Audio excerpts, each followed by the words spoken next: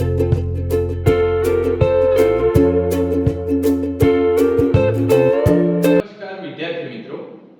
આપણે ધોરણ 10 ની બોર્ડની પરીક્ષાને માટે ઉપયોગી એવા ગાલા અસાઇનમેન્ટના પ્રશ્નપત્ર 3 ના વિભાગ બી ના કેટલાક પ્રશ્નોનું સોલ્યુશન જોઈશું. તો ચાલો શરૂ કરીએ. પ્રશ્ન નંબર 25, બહુપદી 3x² - x - 4 ના શૂન્ય શોધો. તો શૂન્ય શોધવા માટે આપેલ બહુપદીને આપણે બરાબર 0 લઈશું. હવે a અને c એટલે કે 3 અને 4 નો ગુણાકાર કરીશું, જે 12 થાય છે. બાદબાકી કરીને અને આપણે -1 લાવવાના છે, તો 3 - 4 બરાબર -1 થશે. બાજુમાં x મૂકી દઈશું તો 3x - 4x બરાબર -1x થશે.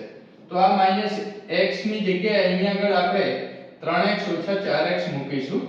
તો 3x² વત્તા 3x ઓછા 4x ઓછા 4 બરાબર 0. આ બંનેમાંથી આપણે 3x સામાન્ય લઈશું તો વધશે અહીંયા x વત્તા 3x નીકળી ગયા છે તો 1 વધશે. આ બંનેમાંથી આપણે -4 સામાન્ય લઈશું તો અહીંયા વધશે x અને વત્તા 1 બરાબર 0. હવે આ પદ અને આ પદ બંનેમાં x વત્તા 1 સામાન્ય છે તો આપણે સામાન્ય લઈશું. x વત્તા 1 બહાર આવી ગયા છે તો વધ્યા છે 3x. આ x વત્તા 1 સામાન્ય નીકળી ગયા છે તો વધ્યા છે -4 બરાબર 0. આનો અને આનો ગુણાકાર 0 છે, એનો મતલબ કે x વત્તા 1 બરાબર 0 હશે અથવા તો 3x ઓછા 4 બરાબર 0 હશે. જો x વત્તા 1 0 હોય તો x ની કિંમત થશે -1. જો આ 0 હોય તો 3x બરાબર -4 છે, પેલી બાજુ જશે તો +4 થશે. x ની કિંમત અહીંયાથી મળશે, આ 3 ગુણાકારમાં છે, સામેની સાઈડ લઈ જઈશું તો ભાગાકારમાં જશે, તો x ની કિંમત 4/3 મળશે. આમ બહુપદીના શૂન્યો -1 અને 4/3 છે. ત્યારબાદ પ્રશ્ન નંબર 26, જેના શૂન્યનો સરવાળો 0 અને ગુણાકાર વર્ગમૂળમાં 5 થાય તેવી દ્વિઘાત બહુપદી મેળવો. તો અહીંયા શૂન્યો આલ્ફા વત્તા બીટા બરાબર 0 આપેલા છે અને શૂન્યનો ગુણાકાર આલ્ફા ઇન્ટુ બીટા બરાબર વર્ગમૂળમાં 5 આપેલ છે. આપણે દ્વિઘાત બહુપદી મેળવવાની છે, તો દ્વિઘાત બહુપદી બરાબર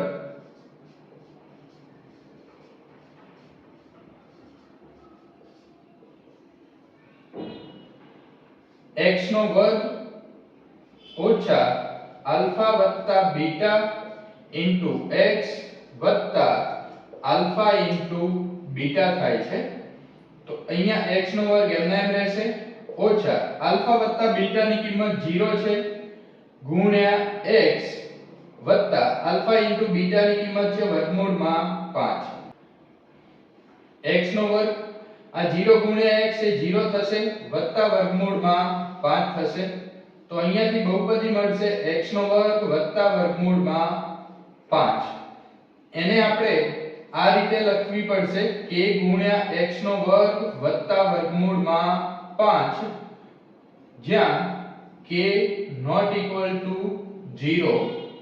તો આપણને દ્વિઘાત બહુપદી k ગુણ્યા x² વત્તા વર્ગમૂળમાં 5 મળશે.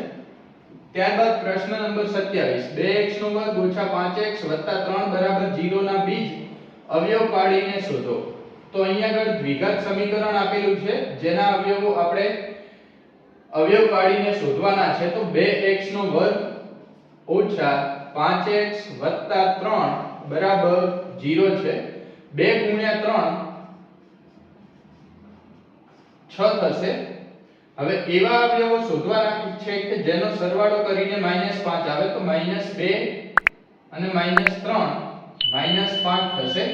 બાજુમાં x મૂકીશું તો -2x અને -3x ભેગા મળીને -5x થશે. તો આ -5x ની જગ્યાએ આપણે આ કિંમત મૂકીશું, 2x² ઓછા 2x ઓછા 3x વત્તા 3 બરાબર 0. હવે આ બંને પદોમાંથી 2x સામાન્ય લઈશું તો અહીંયા વધશે x ઓછા 2x બહાર આવી ગયા છે તો વધશે 1. અહીંયાથી -3 સામાન્ય લઈશું તો વધશે x - 1 બરાબર 0. x - 1 અને x - 1 બંનેમાં છે તો આપણે સામાન્ય લઈશું તો અહીંયા વધશે 2x - 3 બરાબર 0. અહીંયા x - 1 અને 2x - 3 નો ગુણાકાર 0 છે.